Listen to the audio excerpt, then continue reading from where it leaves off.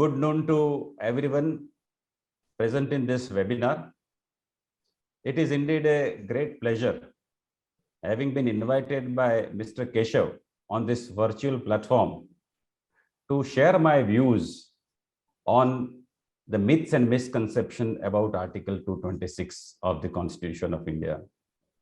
I have learned that Mr. Keshav is arranging this kind of webinars regularly and thereby helping law students and lawyers to understand the intricacies of law through experienced lawyers, jurists, and judges.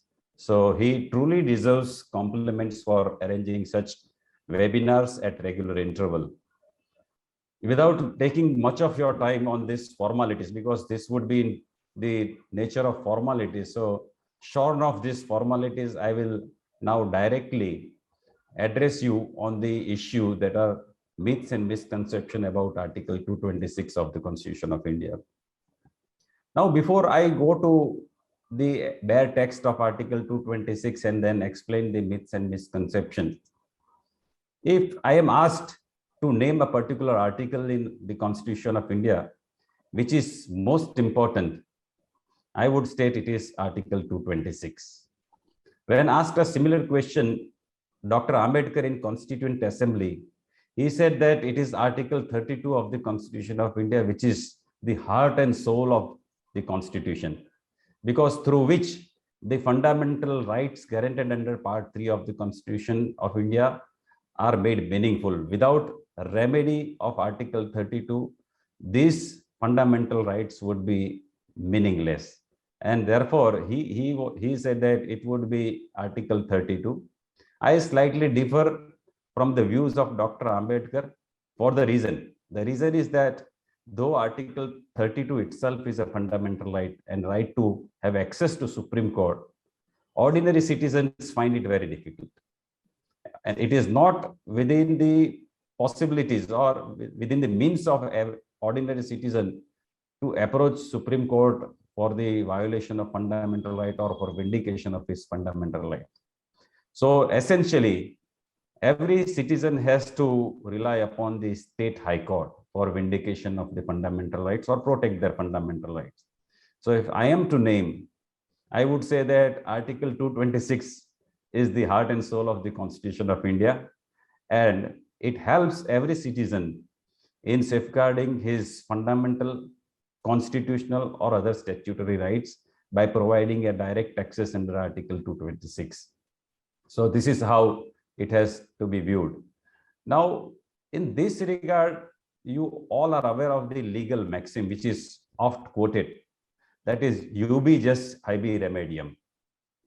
When there is a right, there has to be a remedy.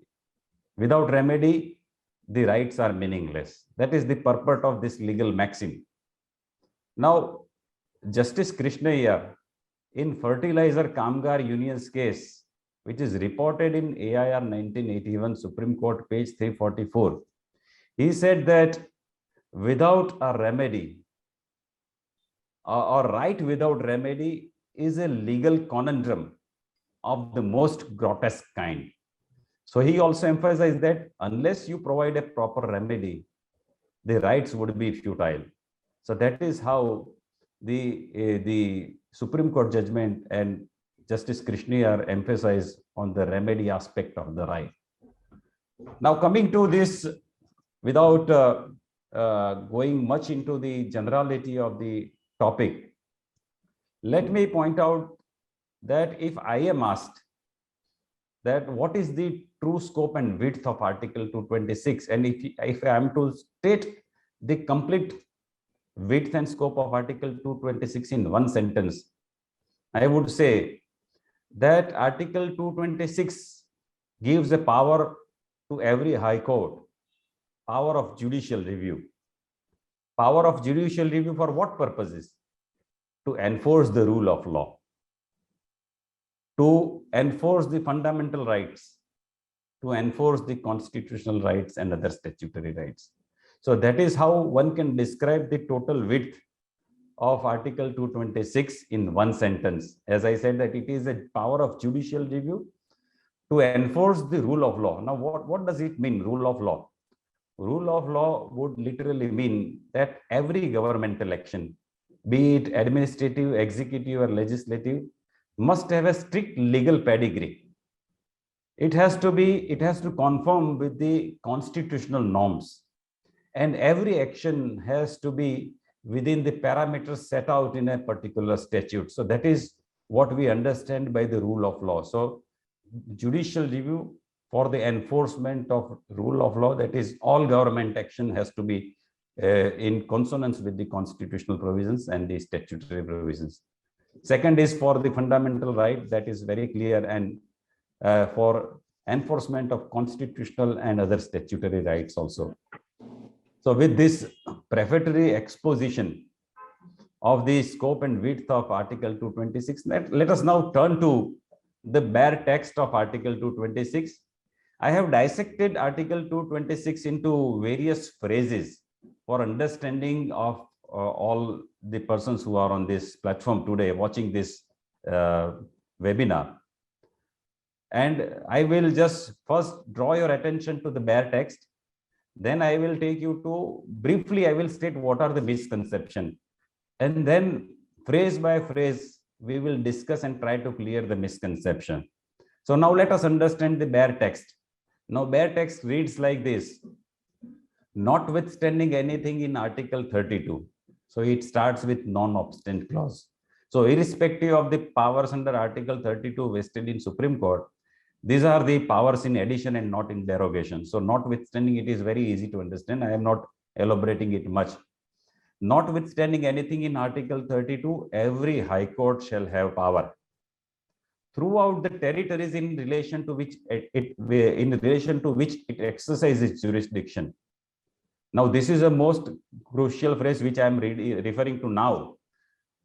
Within the territories in relation to which it exercises jurisdiction, that is easy. But now what comes is very important: to any person, to any person or authority, including in appropriate case any government. Directions, orders, writs, including writs in the nature of habeas corpus, mandamus, prohibition, quo warranto, certiorari, or any of them. So these are all phrases very important for the enforcement of rights conferred in Part 3 of the Constitution or for any other purpose. So this is the text of Article 226, and there are 5 important phrases which I will draw attention of this audience. But before that, let me just point out what is the scope of today's discussion, why we have chosen this topic, what are the misconceptions. So let me briefly state what are the misconceptions. First of all, most of us believe that Article 226 is a writ jurisdiction. So that belief I will try to dispel, that it is not correct. Second misconception is that most of us believe that all high courts that were existing prior to the Constitution of India possessed the prerogative writ jurisdiction, and this what Article 226 has done is merely it has continued the existing jurisdiction without much change. So that is also a second misconception. Third misconception is most of the people believe that Article 226 can be invoked against the state or instrumentality of state. A large number of judgments have confused this aspect, and there is a statement in every petition that respondent is a state or instrumentality of state. In my view, these are not absolutely irrelevant. These are absolutely irrelevant, and it is not necessary. So third misconception is that respondent should be state or instrumentality of state. That is required to be understood clearly. The fifth is that people think that in petition under Article 226, the petitioner must pray for a specific writ by name. That is also a misconception. Then large-scale confusion also prevails with regard to the phrase that for the enforcement of fundamental right or for any other purpose. So people are not very clear on to the aspect what are the other purposes. one can understand what is enforcement of fundamental right is easily possible to be understood. But so far as for any other purpose, phrase any other purpose is concerned, it is little difficult. And to my knowledge, no good Supreme Court judgment has tried to clarify this phrase very clearly. And then one phrase that directions order reads or read in the nature of or any of them. So or any of them is also a very crucial phrase, and many things turn on it. So these are the broad misconceptions which during this webinar we try to understand, and I will try to clarify to the best of my ability. And now let us begin with the first misconception. As I said, that people believe that it is the continuation of the traditional prerogative writ jurisdiction which was possessed by the high courts. Now that is incorrect. The high courts that were established prior to the Constitution of India, they were established under different charters. Out of all those high courts, only 3 high courts, namely High Court of Bombay, High Court at Fort Williams at Bengal, and Madras High Court had to some extent limited jurisdiction, prerogative writ jurisdiction. The rest of the high courts did not possess the writ jurisdiction at all. So let us understand that why every word which I am using is very important, that even those 3 presidency high court established under the charters also had a very limited prerogative writ jurisdiction. The first limitation on the high courts, 3 high courts, that is Bombay, Madras and Calcutta, was that the writs would not go beyond the territorial jurisdiction of the presidency town. So that was a major limitation on the writ jurisdiction exercised by these courts prior to the Constitution of India. So that is one limitation. Now, second limitation, most of us are unaware that out of all those traditional or prerogative writs, habeas corpus and mandamus ceased to be prerogative writs in India after amendment in the Criminal Procedure Code 1898. In Criminal Procedure Code 1898, Section 491 provided for issuance of the habeas corpus writ by all the high courts. So it ceased to be a prerogative writ even prior to the Constitution of India, because every high court was conferred a statutory remedy of issuing habeas corpus under Section 491 of the Code of Criminal Procedure 1898. So most of us are not aware of it. Then we still believe that it was a prerogative writ. And there are 2 judgments on this issue, but I am not troubling you with the judgment. But it is a settled law that it was a statutory remedy prior to the Constitution. Then mandamus also become a statutory remedy under the old Specific Relief Act. If you refer to Section 45 to Section 50 of the old Specific Relief Act, it provided for issuance of the writ of mandamus in certain circumstances, subject to fulfillment of certain conditions. So even mandamus ceased to be a traditional prerogative writ prior to the Constitution of India. So what I am trying to emphasize is this, that Article 226 is completely a new jurisdiction. It is absolutely not connected with the original traditional prerogative writ jurisdiction exercised by King's Bench or Queen's Bench in England. We cannot compare our jurisdiction with the jurisdiction which was available to King's Bench and Queen's Bench. Our jurisdiction is much wider, and it is not restricted by the technicalities of the prerogative writs. That is what I am trying to emphasize, and we must clear this misconception if at all it is there. I am not saying that everybody is having, but most of us believe that it is a continuation of the traditional writ which was issued by the high courts prior to before the Constitution of India. So let us be very clear that the jurisdiction is absolutely new. It is not a continuation of the original jurisdiction. Now, second misconception is that people describe it to be a writ jurisdiction. Now, this description, I have a problem with this description. This description, one can adopt it for sake of convenience and brevity. But it is not a complete description of very wide power. Because as we said, as we saw while I drew your attention to the bare text of Article 226, the powers are much wider. Powers are to issue directions. Powers are to issue appropriate order, including REIT. And then also REIT is also not named, but then it is including REITs in the nature of. And there is a history behind the word in the nature of also. So we must be very clear that it is not a REIT jurisdiction alone. If I may say that REIT jurisdiction is merely a one-third segment or one-third portion of the very wide jurisdiction under Article 226. But for convenience and brevity, when we describe this jurisdiction as REIT jurisdiction, unconsciously or subconsciously, unintentionally, we bring many technicalities associated to the traditional REITs in the provisions of Article 226, and those technicalities are absolutely unwarranted. Introduction of such technicalities is not permitted in Indian context because our Article 226 is absolutely differently worded. So, as I said, that REIT jurisdiction forms a very small part of Article 226. As I pointed out, that it is a power of judicial review.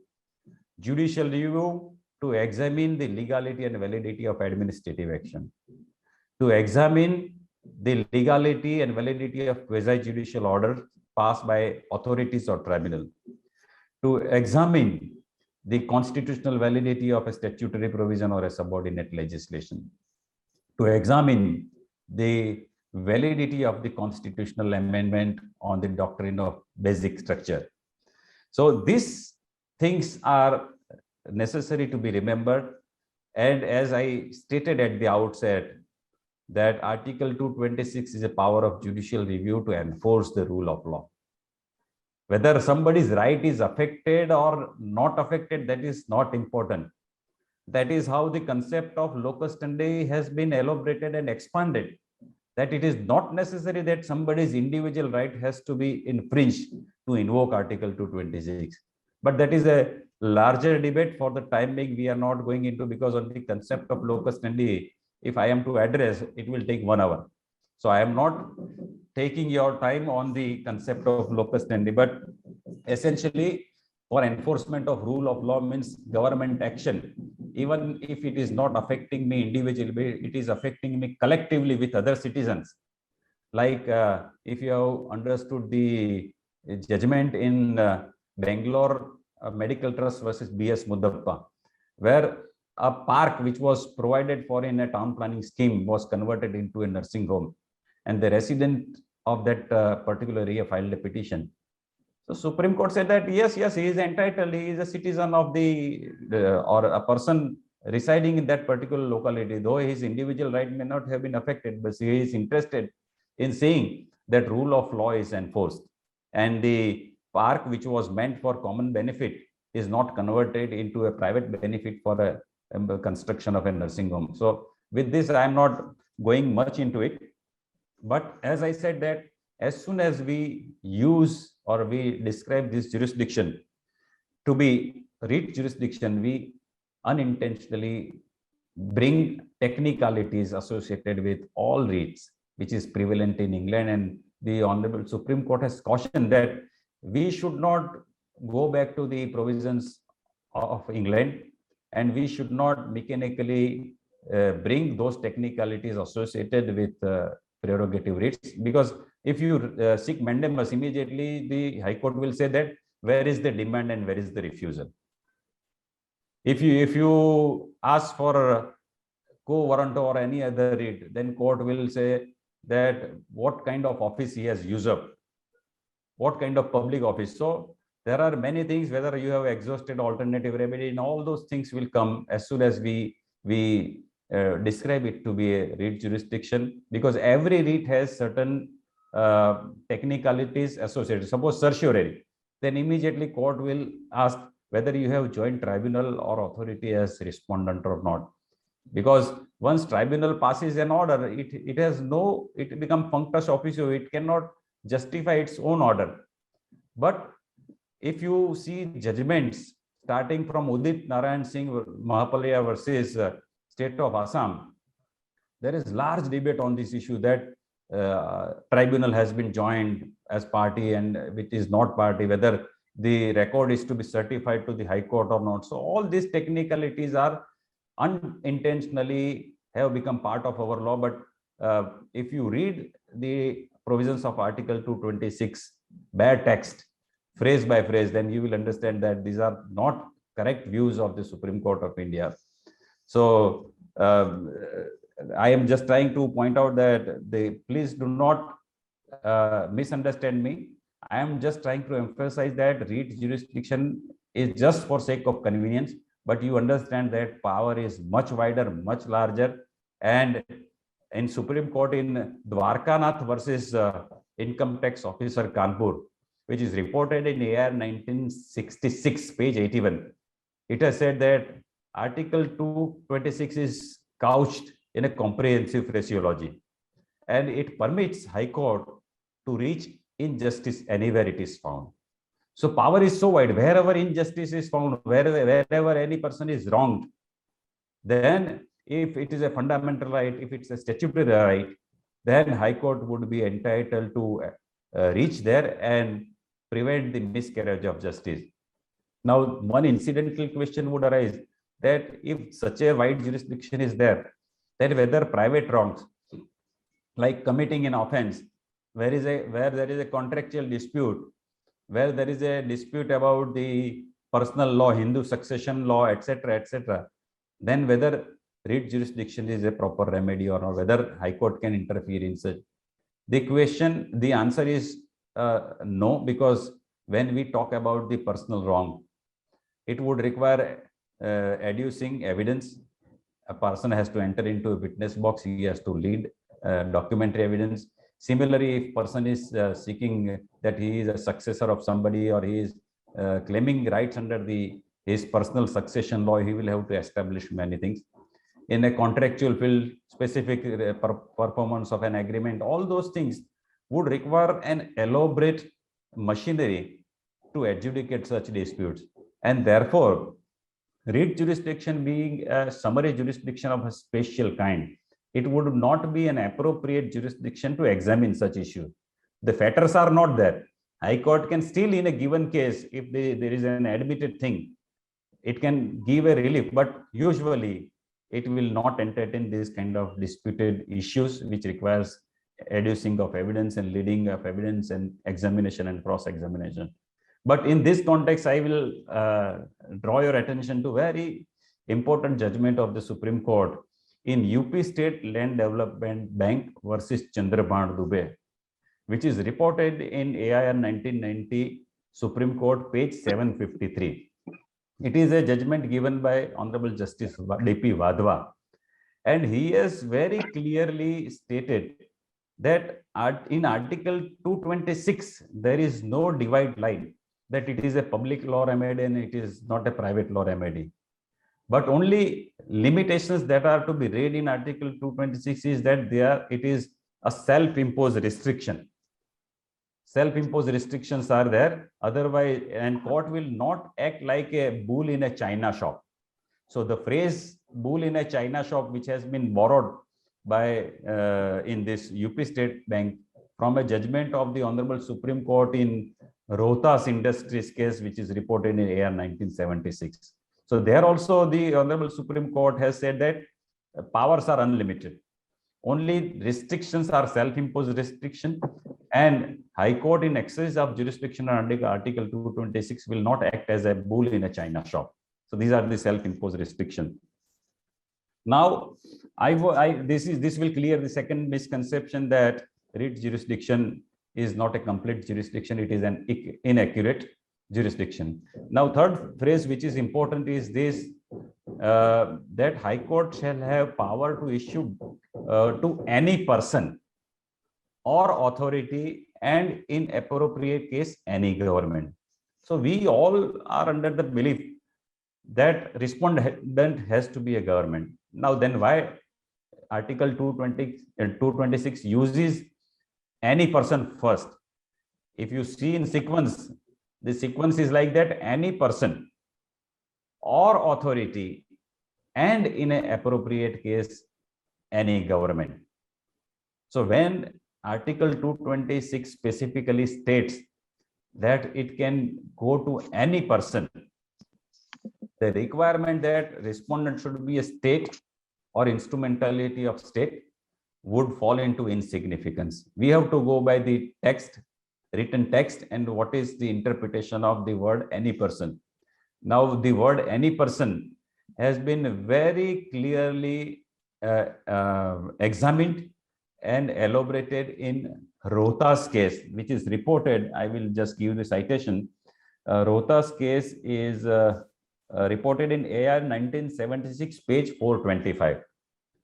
There it has been stated that jurisdiction can be exercised in respect of any person also, provided he is exercising certain statutory duties, he is performing a public function, or it bears insignia of a public function. So these are the facts which will have to be borne in mind while interpreting the word any person. The first important judgment on this word, that is any person, is Anadi Mukta Sadguru Trust versus V. Rudani. That is reported in AIR 1989, Supreme Court, page 1607. 1607, AIR 1989, Supreme Court, page 1607. It was a issue whether the REIT would lie against a trust, public trust, charitable trust. It was pertaining to some dispute with regard to the service matter of an employee of the trust. And in that case, the Supreme Court examined the word any person and has said that it is not necessary that in every case, the respondent has to be a state or instrumentality of the state. It can be a statutory authority. It can be a person who is exercising public function. Like if a trust is receiving a substantial grant from the government, even otherwise, if it is not getting a grant, but if it has established certain educational institutions, and those institutions are required to be recognized or affiliated with the government body, and it is governed by certain statutes like UGC or AICT, then those terms would also govern the affiliation aspect. And in a given case, even though it is a privately established institution, but since it has to conform with the UGC guideline or other statutory requirement, even REIT would, or a jurisdiction under Article 226 can be invoked against such private trust or educational institution also. And then there are large number of judgments on this issue, but just I will give you reference: Z Telefilms versus Union of India, where also this has been interpreted, and that is reported in AR 2005, Supreme Court, page 2677. Then LIC of India versus CERC, which is reported in AIR 1995, Supreme Court, page 1811, where it has been stated that if the functions of an individual bears the insignia of public authority, then even though he is a private person, a petition under Article 226 can be filed. And one important, most important aspect I forgot to mention, that why any person has been used. If you examine Part 3 of the Constitution of India, there are several fundamental rights that are available against private individual.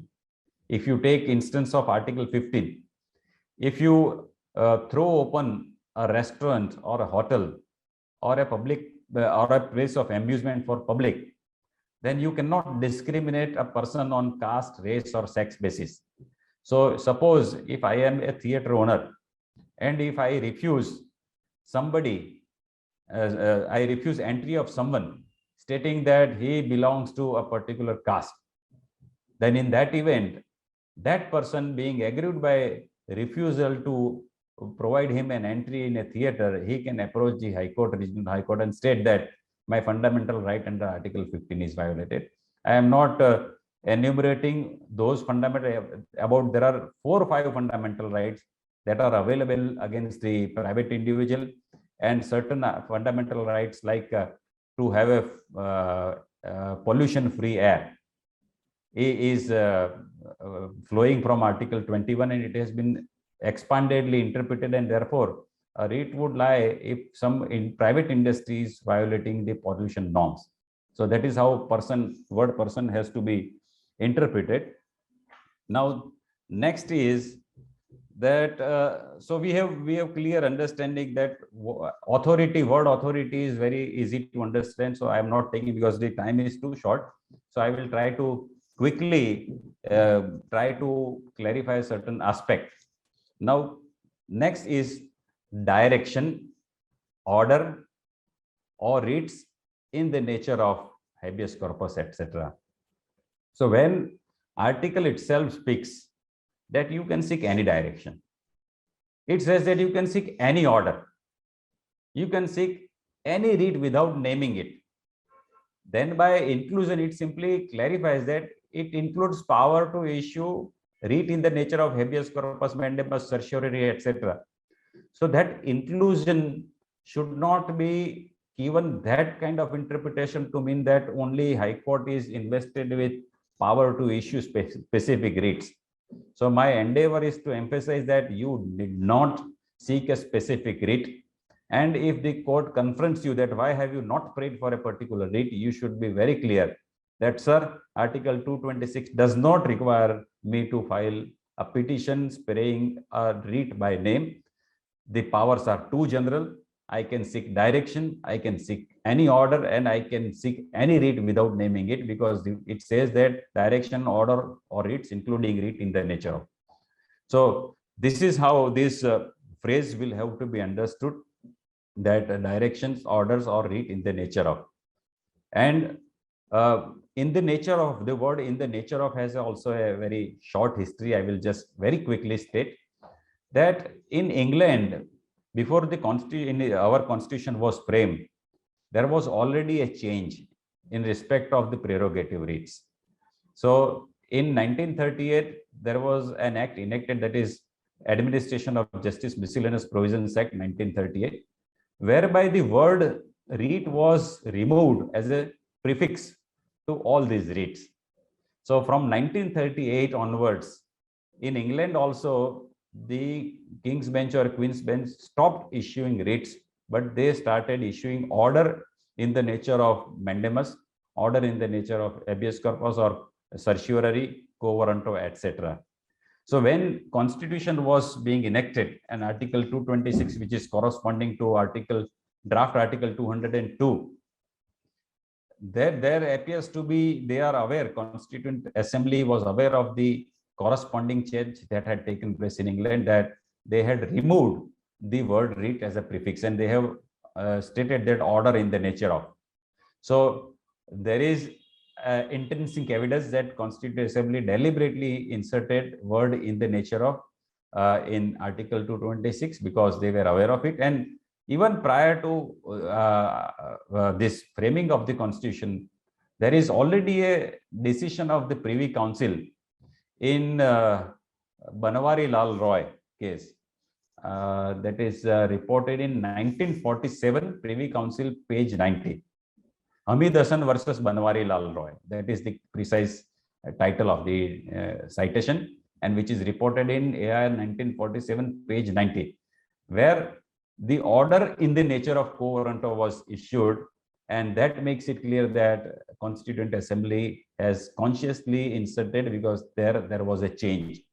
Now in England, if we talk about England, from 2000 onwards, all writs, prerogative writs, have been abolished in England also. There now people will have to ask for orders, declarations, injunction, or any other appropriate relief. So there is no need to ask for a order in the nature of habeas corpus, quo warranto, certiorari, prohibition, mandamus, etc. So if somebody wants direction, mandamus, he will have to seek direction. So all these remedies are now provided under a single head of judicial review. And One can seek direction, one can seek declaration, one can seek injunction or any other appropriate relief. Now, these changes have taken place in England, but today, unfortunately, our courts are still insisting on the technicalities of writ jurisdiction, which have been abandoned by England also long back from 1938 onwards, and now after 2000, complete removal of all these writs by name. But still, unfortunately, judicial time is wasted on this concept that whether this certiorari is prayed or mandamus is prayed or quo warranto is prayed or prohibition is prayed for, all this time is unnecessary. Judicial time is wasted on this debate. So this is how one understands the phrase direction, order, writs, including writ in the nature of those traditional writs. Now, word or any of them, that is also very important. I will complete in just 5 minutes because time is short, Mr. Keshav. Now, please.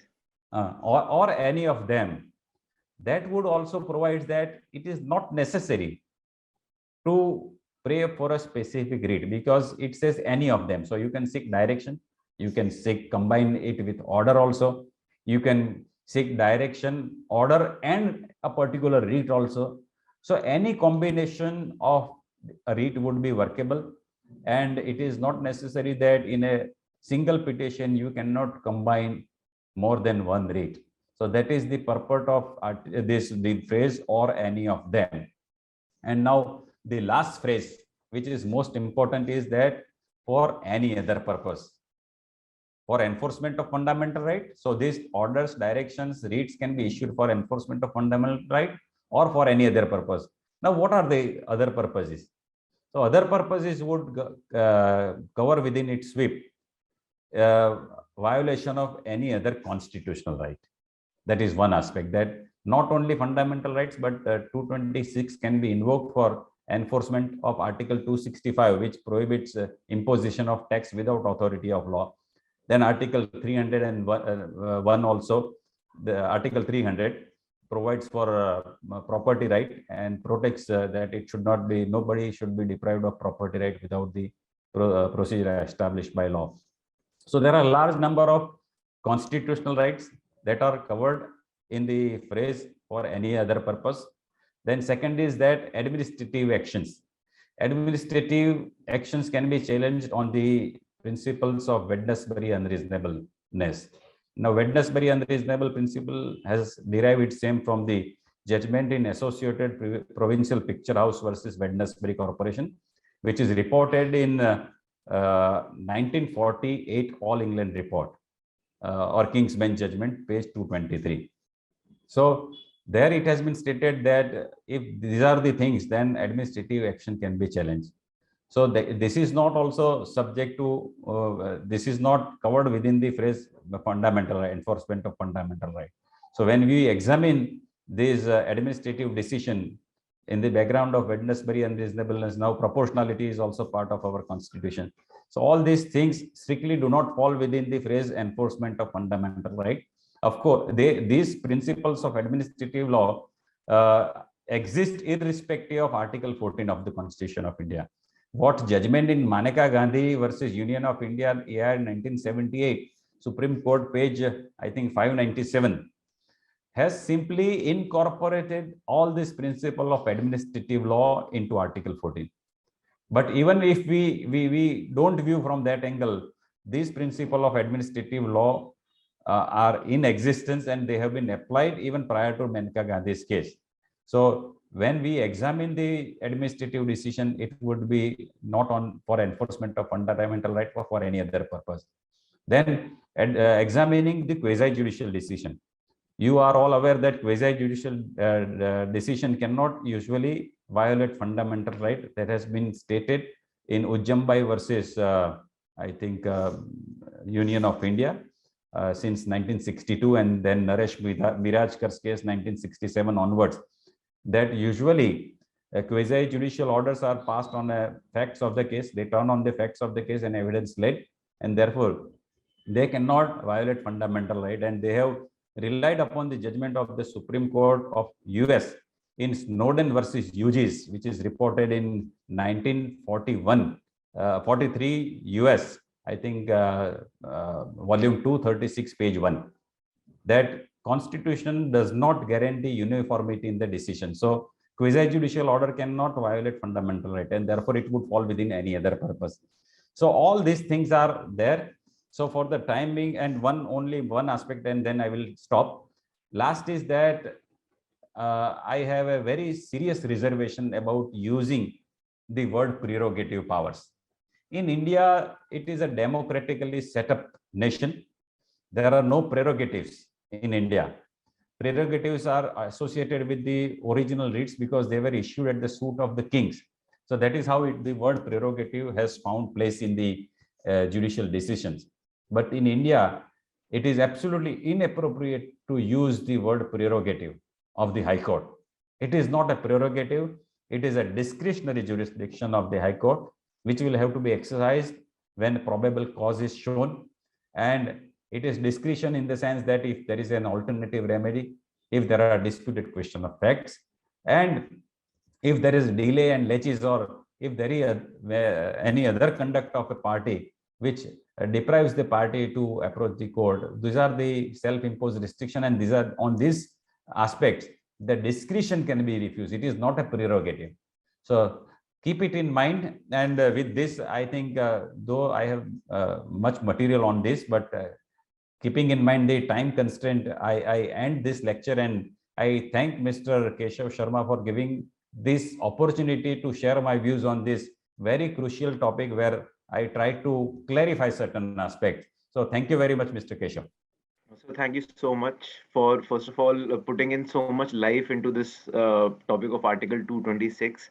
So wherein we are taught it generally in an academic sense, it's usually not as interesting or as insightful as it has been today. Right. So along with that, I'll straight away jump into the questions, sir.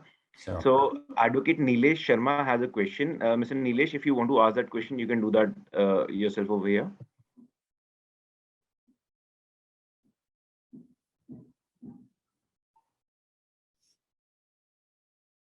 So I will ask the question on his behalf. Yes, please. So he asked that what is the difference between Article 6 and Article 227 for filing a case in the High Court? Yes. Now this confusion has started because of, as I said, that subconsciously we have invited technicalities of traditional writs in our jurisdiction. And this confusion has started from the judgment in Hari Vishnu Kamath case, which is reported in AIR 1955 Supreme Court, page 233. The Supreme Court said that while exercising certiorari jurisdiction, you can simply annul the order or decision, but you cannot pass further directions. If you want to issue further direction, you will have to take recourse of Article 227. Now that is absolutely wrong. As I said, that we can combine more than two writs also. So you can seek certiorari and mandamus also together, because it permits any of them or all the writs together. So that judgment is read like it's a gospel truth, and that is how it became customary for all lawyers to write Article 226 and 227 in a petition, so that he is not confronted with the question that in certiorari jurisdiction we will simply annul the decision, and but we are helpless and we will not give further direction. Now that is again a misconception, and I have already tried to clarify. But 220, it is under 226 also you can combine any direction, also further direction you can seek after annulling the decision. All right, so thank you so much, sir. That was again, sir, it's just remarkable, sir, how you present. And I think most of, at least I have personally also not just tried to understand the 226 jurisdiction, but also how exactly a case is supposed to be presented. Right. So again, with the use of technology also in such an efficient manner. So I open the floor to everyone. If you have any questions for sir, right now is the best time to ask. So please. Even you have any question, you can ask. No issues. Good afternoon. Good afternoon.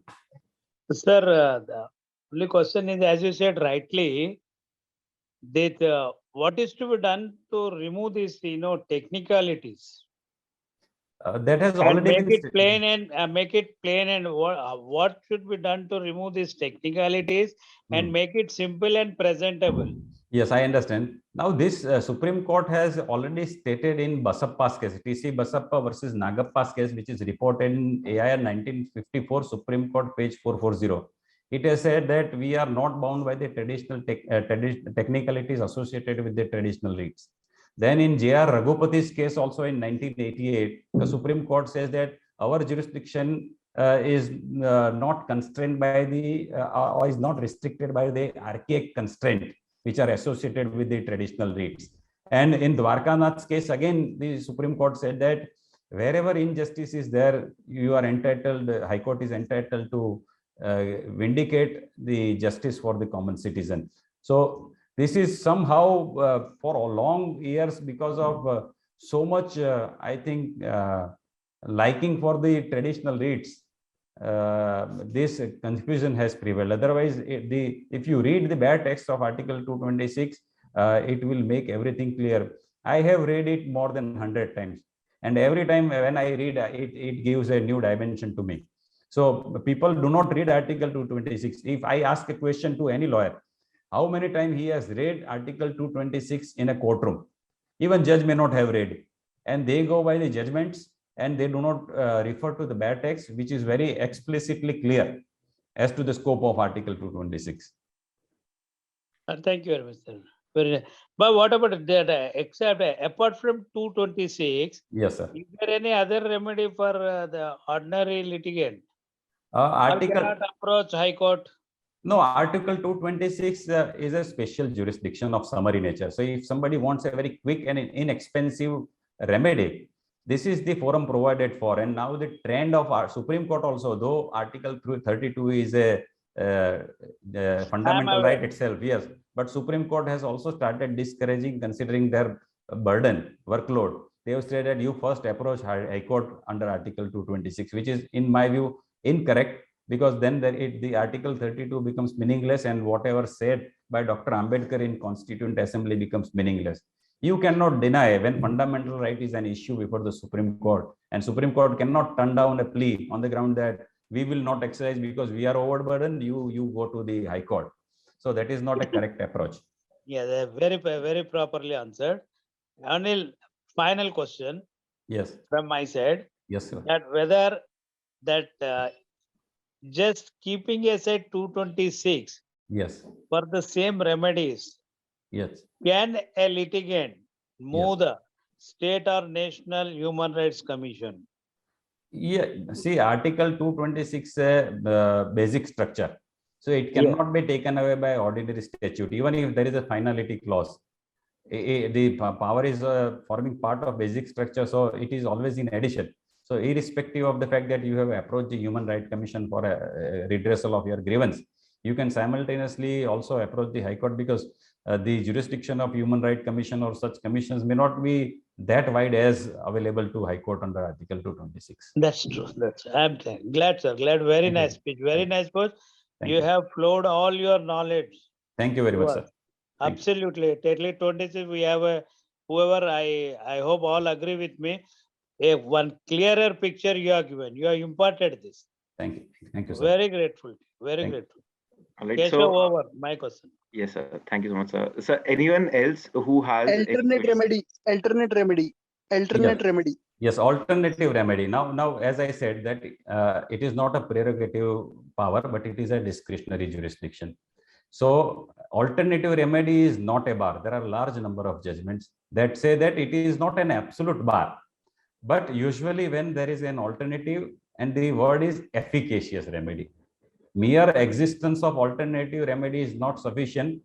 If a petitioner can make out a case that the alternative remedy provided under a statute is not an efficacious remedy for X, Y, Z reason, then in that case, you can directly approach, and if the court is convinced with your explanation, the High Court can exercise. We repeatedly approach the High Court when there is a complete lack of jurisdiction. Either it is quorum non-judice, or there is complete violation of principle of natural justice or procedurally ultra vires. In such cases, the High Courts do entertain petitions But usually, if there is a clear remedy, alternative remedy, court would usually relegate you to the alternative. It is the burden is on you to make out a case why you have bypassed the alternative remedy. So my answer is that it is not absolute bar, but it is a discretion of a court. Correct, sir. Right, sir. Thank you very, very much, sir, for Thank you. explaining to how to identify the prior to putting up the case before the High Court, and how to identify that alternate remedy and Yes. writ jurisdiction remedy, which we have to opt for it. Thank you. Thank you. Thank you, sir. Thank you, sir. So, very humbly, sir, very small clarity, sir. Only I want, so considering that you've given so much on so many things. So, the intersection between Article 226 and Article 36, sir. 32. 32, yes, sir. Sorry. Yes. No, 32, as I said, that Article 226 starts with non-obstant clause. And it is also clarified in sub-article 3 of Article 226 that this shall be in addition and not in derogation of any other remedy. So, like Article 32, you can approach Supreme Court of India for vindication of your fundamental right or safeguarding fundamental rights. And it is your right. When you come before the High Court or Supreme Court with a grievance that your fundamental right has been violated, then it ceases to be a discretionary remedy. You mark this word.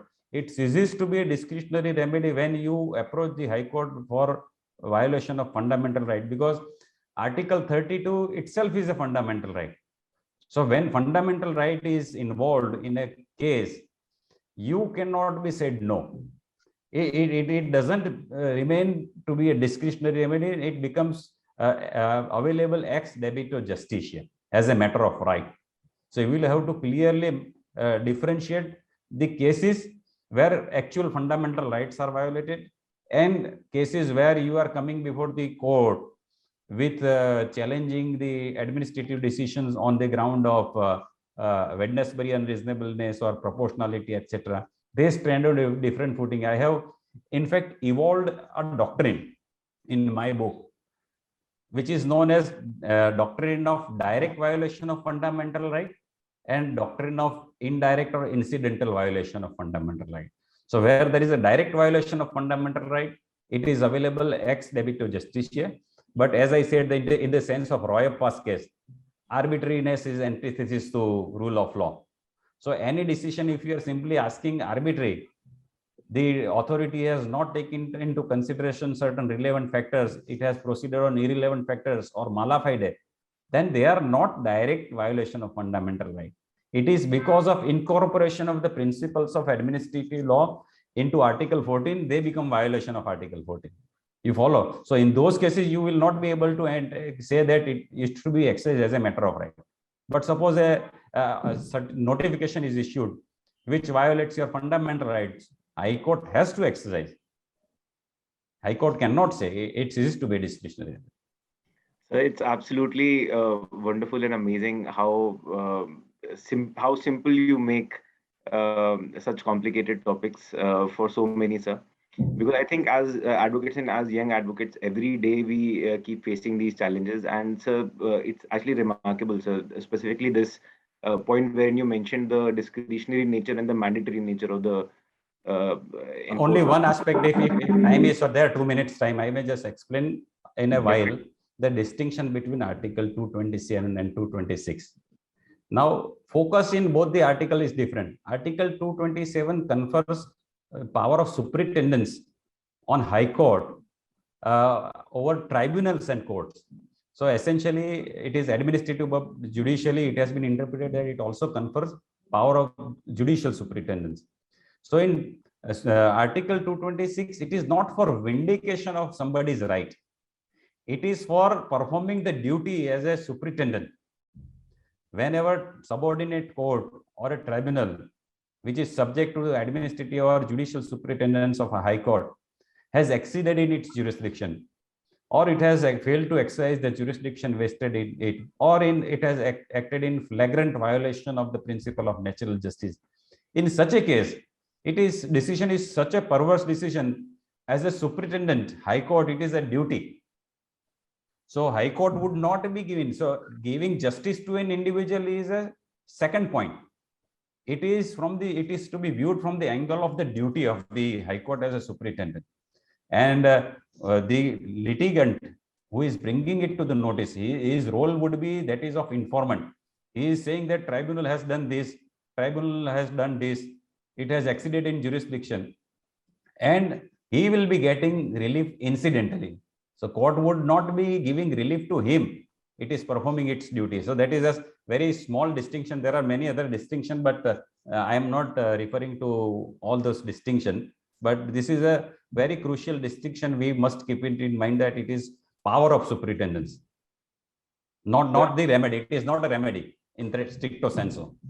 Most definitely, sir. I'm quite sure that, sir, this video, anyone who will watch again on YouTube, hopefully will, people who are here, they will definitely want to go through it again on YouTube, and anyone who watches it once will definitely watch it twice and thrice. So it is, again, sir, thank you so much, sir, for taking your time out and sharing such valuable insights with us today.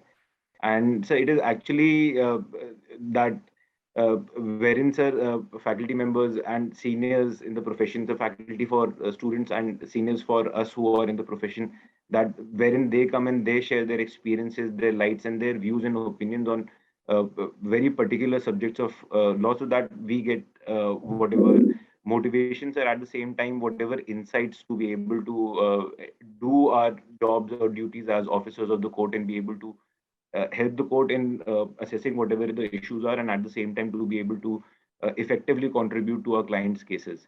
So it's a very, very, so not just. Thank you very much for giving me opportunity. In fact, I am indeed grateful to you for giving me this opportunity. No, so it's all ours, sir, that humility and being humble throughout, sir. And I'm just trying to understand that, sir, where do you find the time to indulge into your hobbies also? I've shared the link to your YouTube video also, and sir, it's just remarkable, truly remarkable, sir. Just it. So if you have a willpower, you can do anything. So I have segregated my time into different things. So morning alternate day, I play badminton. In the evening, I play keyboard or harmonium, and sometimes tabla also. And I listen to music for relaxation. So classical music is my great hobby, and I have a great understanding of classical music, Indian classical music. But one can do it. So I always say my assistants that your growth should not be vertical; it should be horizontal. So you should enjoy your life. Of course, initial year you must work hard for about 12 hours, 14 hours a day. But keep it in mind that शरीर माध्यम खलु धर्म साधनम. शरीर जो है वो सबसे आगे है. अगर वो ही नहीं है तो कुछ नहीं कर पाएंगे. सो शरीरम आद्यम खलु धर्म साधनम. धर्म साधना के लिए शरीर का सबसे ज्यादा इंपॉर्टेंस है. So you should take care of your body first, mind, and then everything will follow automatically. So we'll keep that as the tag for this. I will again go through it again. It's truly remarkable, sir. It's absolutely wonderful. And sir, really thank you so much. Thank you for taking this time out today. And so it's a very humble initiative that we're trying to do. And great. I compliment you and congratulate for it. Likes of yourself, sir, who come in, who actually make this initiative worthwhile, sir. No, you must continue, and on any other topic, if you need, I will come again. It's absolutely a blessing. They themselves are enough, sir. Thank you. So thank you so much, sir, to you. So BD sir is also here. So he also, I'm sure, must have enjoyed your. I thank all participants. In fact, without them, it is absolutely meaningless. This side will be meaningless without the participants. So I owe this to them, gratitude to them. Yes, sir. So I think BD sir is also here. He also wants. Yes, I had also learned some new things from Mr. Pandya. Thank you very much, sir. Our profession is such that we learn every day. Yes, every day. We call it practice. Practice, yes, sir. That's right. Even some of the things you have said, it was even refreshing for me, and I had also learned some new things. Thank you. In our profession, we learn every day. We learn from our mistakes. We learn from sometimes from the juniors also. Yes, and whenever we see someone arguing in a proper way or impressive argument, we always appreciate it. And it's I think this forum is actually good for the upcoming lawyers to learn, because you have also so many years of experience and you are sharing your experience. Today, That's right. all my juniors have been listening to you, and I said that you should listen to it, because see, nowadays most of the, especially the convent educated juniors, their practices are mostly based in the High Court. And Right. in the High Court, you will be dealing mostly with Article 226 only. Right, That right. is your bread and butter for you. So Yes, yes. unless you have a proper knowledge of it, and you have covered it from the pre-independence to up to this point, which is a very inciting for the juniors, because even in the, I remember when in 1994, when I passed law, for 6 months, I was given by my chamber to read only Article 226 only. They did That's not good. even allow me to handle the files. So That's good. for 6 months, every day I have to read Durgadas Bashu or all the commentaries and judgment and all. And That's that's where we first lay our foundation. And I'm really happy to hear you on this topic. Thank you very much, sir. Thank you for your appreciation.